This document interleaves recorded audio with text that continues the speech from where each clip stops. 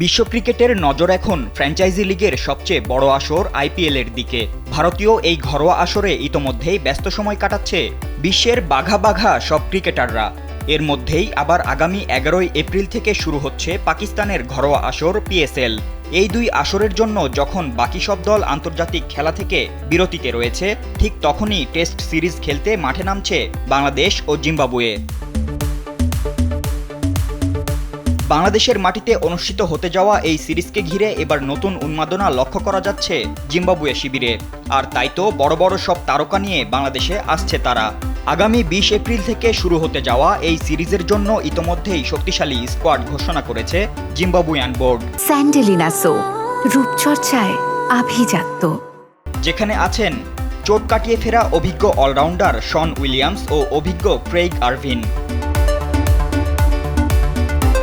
শুধু তাই নয়, গেল আয়ারল্যান্ড সিরিজের দল থেকে এই সিরিজের দলে বড় 3 পরিবর্তন এনেছে জিম্বাবুয়ান বোর্ড। 2 বছর আগে টেস্টে অভিষিক্ত তাজ্জাফোয়া টিসিগা এবার দলে পরিবর্তন ঘটিয়েছেন এবং টানা 2 বছর টেস্ট না খেলা অভিজ্ঞ ক্রিকেটার ওয়েলিংটন মাসাকাজ্জাও ফিরেছেন। এছাড়া দলে জায়গা ধরে রেখেছেন ওয়েসলি মাধেভেরেও। আয়ারল্যান্ডের বিপক্ষে আরভিনের অনুপস্থিতিতে দলকে নেতৃত্ব দিয়েছেন জনাথন ক্যাম্পবেল। যদিও এবার আরভিন ফিরেছেন, তবুও বাদ যাননি ক্যাম্পবেলও। এছাড়া দলে জায়গা ধরে রেখেছেন আয়ারল্যান্ড টেস্টে 90 রানের ইনিংস খেলা নিকোলাস ওয়েলচো। আর পেস বোলিং ইউনিটে রয়েছেন ব্লেসিং মুজরাবানি ও রিচার্ড এনগারভা। আর স্কোয়াডে অনভিষিক্ত একমাত্র ক্রিকেটার হিসেবে রয়েছেন লেগ স্পিনার ভিনসেন্ট মাসেকেসা। সেই সঙ্গে বাংলাদেশ সফরে আসছেন ইংলিশ 2 তারকা স্যাম কারান ও টম কারানের ভাই বেন কারান, যিনি খেলেন জিম্বাবুয়ের হয়ে।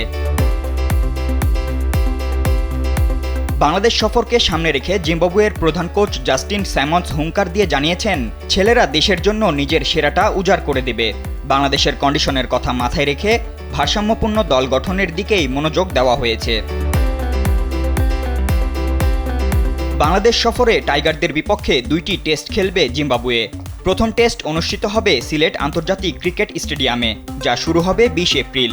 আর চট্টগ্রামের বীরশ্রেষ্ঠ flight lieutenant Motiur Rahman cricket স্টেডিয়ামে দ্বিতীয় ও শেষ টেস্ট শুরু হবে 28 এপ্রিল, যে ভেন্যুটি পূর্বে জহুর আহমেদ চৌধুরী স্টেডিয়াম নামে পরিচিত ছিল।